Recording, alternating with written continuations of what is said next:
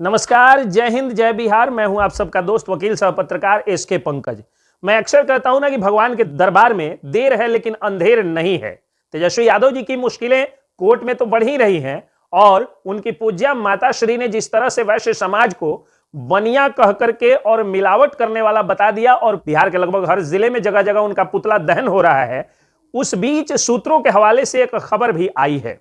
खबर यह है कि बिहार में एक तीसरा गठबंधन बनने की शुरुआत हो चुकी है, सुगबुगाहट तेज हो चुकी है। दरअसल तेजस्वी यादव जी पर मनीष कश्यप के जेल जाने के बाद लगातार मुसीबतों का पहाड़ ऐसे टूट रहा है जैसे मानो कि कुदरत का न्याय या यूं कहें कि भगवान हनुमान जी अपना गदा लेकर के तेजस्वी यादव जी के पीछे पड़ गए हैं। क्योंकि जिस तरह से सीबीआई ने उनको दोषी बनाते हुए उनके खिलाफ चार्जशीट कर दिया, उनके पिताजी का बेल बॉन्ड कैंसिलेशन के लिए सीबीआई ने पिटीशन दायर कर दिया और सीबीआई का तर्क ये था, प्ली ये थी कि जब मेडिकल ग्राउंड पर लालू यादव जी को बेल मिला हुआ है और लालू यादव जी लगातार अभी पॉलिटिकल गतिविधियों में दिख रहे हैं, घूम रहे हैं, मटन खा रहे हैं, मटन बना रहे हैं, ऐसे में अब उनका बेल बॉन्ड कैंसिल कर देना चाहिए क्योंकि अब वो पूरी तरह स्वस्थ हो चुके हैं। किडनी का ट्रांसप्लांट कराने के लिए और दुनिया की सबसे अच्छी बेटी हमारी बहन रोहिणी यादव ने जिस तरह से उनको किडनी दिया था, उनका किडनी ट्रांसप्लांट हो चुका है। अब वो दीर्घायु हो चुके हैं, अब उनकी उम्र आयु बढ़ चुकी है और भगवान करे कि बढ़े भी। ऐसे में लालू यादव जो कि एक सजाए याफ्ता मुजरिम है, चारा चोरी के आरोप में, चारा घोटाला के आरोप में एक सजाए याफ्ता मुजरिम है, उनका बेल बॉन्ड कैंसिलेशन के लिए सीबीआई ने एक तरफ पिटीशन दे डाला, एक तरफ सीबीआई ने तेजस्वी यादव जी के खिलाफ लैंड फॉर जॉब्स के मामले में जो है वो चार्जशीट दायर कर दिया है। इस तरह से लगातार जनता में उनकी छवि खराब हो रही है। 10 लाख सरकारी नौकरी के वादे टाए टाए फिश हो रहे हैं, उसको लेकर के और बिहार भाजपा के नेताओं ने सरकार का घेराव करने के लिए विधानसभा की ओर कुछ कर रहे हैं। भारतीय जनता पार्टी के कार्यकर्ताओं को पीट कर, यहां तक इस सांसद को पीट करके लहूलुहान किया गया और लोकसभा की प्रिविलेज कमेटी ने जिस तरह से एक्शन लेते हुए और बिहार के डीजीपी, पटना के डीएम समेत 6 बड़े अफसरों को जवाब तलब किया और जिस तरह से सरकारी नौकरी 10 लाख सरकारी नौकरी सरकार बनने के पहले कैबिनेट के पहले बैठक में देने के वादे का जो है वो कुछ नहीं हुआ। लगातार बहुत सारी बातें और लगातार बिहार में चल रही हत्याओं के दौर से पहले से ही तेजस्वी यादव जी की छवि खराब हो रही है। क्योंकि महागठबंधन के सरकार के 1 साल कुछ महीने हुए हैं और लगातार हत्याओं का दौर इतना ज्यादा हो चुका है कि अब लोग डर के मारे अखबार पलटना भी छोड़ चुके हैं और बिहार की खबरें बिहार के सैटेलाइट न्यूज चैनलों पर भी नहीं देख रहे हैं। इतना ज्यादा बिहार में अपराध बढ़ा हुआ है और इस अपराध भ्रष्टाचार के खिलाफ आवाज उठाने वाले मनीष कश्यप पर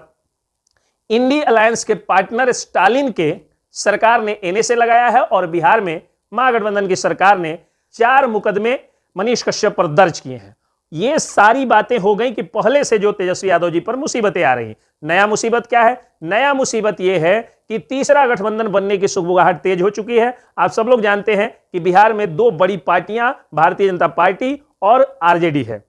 बीजेपी और आरजेडी है, जिसमें आरजेडी और कांग्रेस, आरजेडी अलायंस के पास सिर्फ 1 सांसद है और बाकी 39 सांसद भारतीय जनता पार्टी का 2019 में बने थे और इस बार फिर 2024 का चुनाव जब आएगा तो सबसे ज्यादा seating candidate Bharatiya Janata party के पास है और 24 का चुनाव इस बार 25 के चुनाव का सेमीफाइनल इसलिए बिहार में माना जाएगा क्योंकि अभी नीतीश कुमार जो है वो तेजस्वी यादव को सीएम के रूप में जगह जगह प्रमोट करते हुए दिख रहे हैं, मीडिया के सामने या जगह जगह प्रमोट करते हुए दिख रहे हैं। ऐसे में अगर सीटें कम आई तो तेजस्वी यादव जी की छवि खराब हो जाएगी। बिहार में पहले से भी महागठबंधन यानी 3 पार्टियां, जनता दल यूनाइटेड, राष्ट्रीय जनता दल और कांग्रेस थे और दूसरी तरफ एनडीए गठबंधन था और मुस्लिम यादव वोट जो कि माई समीकरण बहुत बड़ा वोट बैंक माना जाता है आरजेडी का और कांग्रेस का जो बड़ा वोट बैंक माना जाता है मुस्लिम समाज का वोट, अल्पसंख्यक समुदाय का वोट, उसका डीपोलराइजेशन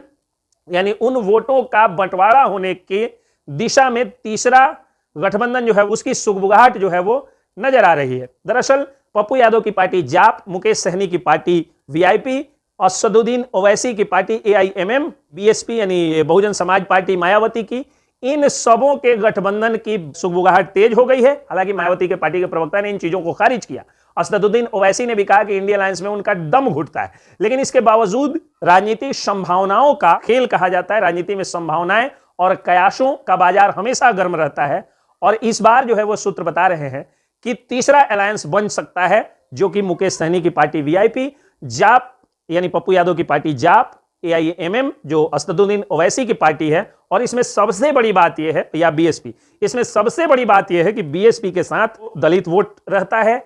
पप्पू यादव के तरफ यादव लोग जो है वो आकर्षित हुए हैं नए पर, और मुस्लिम समाज जो है जिस तरह से 2020 के विधानसभा चुनाव में जिस तरह से AIMM को सीटें मिली और जिस तरह से उस पार्टी के भी विधायक बिहार में हुए, उस तरह समझा जा सकता है कि मुस्लिम वोटों का आकर्षण, मुस्लिम वोट जो है वो असदुद्दीन ओवैसी की तरफ जो है उनका झुकाव है। अब ऐसे में अगर ये सारे लोग मिलकर के चुनाव लड़ेंगे और मल्लाह वोट सन ऑफ मल्लाह मुकेश सहनी के साथ है, तो इंडी अलायंस और महागठबंधन के वोटों में से भारी कटौती हो जाएगी, और इंडी अलायंस या महागठबंधन यानी RJD प्लस जो गठबंधन है उसके सबसे बड़े चेहरा तेजस्वी यादव पर भारतीय जनता पार्टी के लोग लगातार जंगल राज का युवराज या 9वीं फेल या 90 के दशक का वापसी लाने वाले युवराज कह करके पहले से मजाक और माखौल उड़ाते हैं, वैसी छवि बना चुके हैं। और इधर के दिनों में जो अपराध बढ़ा, मनीष कश्यप की दुर्गति हुई या पत्रकारों पर जो एक तरह से अनडिक्लेयर्ड सेंसरशिप लगा, इससे पहले से ही तेजस्वी यादव जी की छवि खराब हो चुकी है।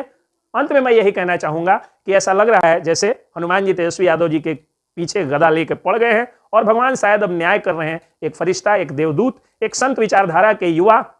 मनीष कश्यप की जिस तरह से दुर्गति की गई और जिस तरह से उनको जेल में सड़ाया जा रहा है, वैसे में कुदरत का न्याय और भगवान का न्याय तो सबके लिए बराबर होता है, क्योंकि ऊपर वाली की लाठी में आवाज नहीं होती। और मनीष कश्यप ने श्राप दिया था, आप लोगों को याद भी होगा, कि तेजस्वी यादव जी 2025 में आपको CM नहीं बनने देंगे और जेल से निकलने के बाद 180 दिन में सरकार गिरा देंगे। और जेल में अभी मनीष कश्यप है, तब तक सरकार में उथल पुथल मचना, लगातार बड़े बड़े जैसे हम जैसी पार्टियों का अलग हो जाना, लगातार उनके जो है वो मंत्रियों का इस्तीफा, अपराध पर जो है वो सरकार का घेराव, या जिस तरह की चीजें जो मैंने इस वीडियो में बता दिया वो हो रही हैं, उससे पता चलता है कि तेजस्वी यादव जी को मनीष कश्यप का श्राप लग चुका है। बेहतर होता कि तेजस्वी यादव जी अब मनीष कश्यप पर रहम करते और मनीष कश्यप पर बिहार की सरकार भी रहम करती। जय हिंद, जय बिहार।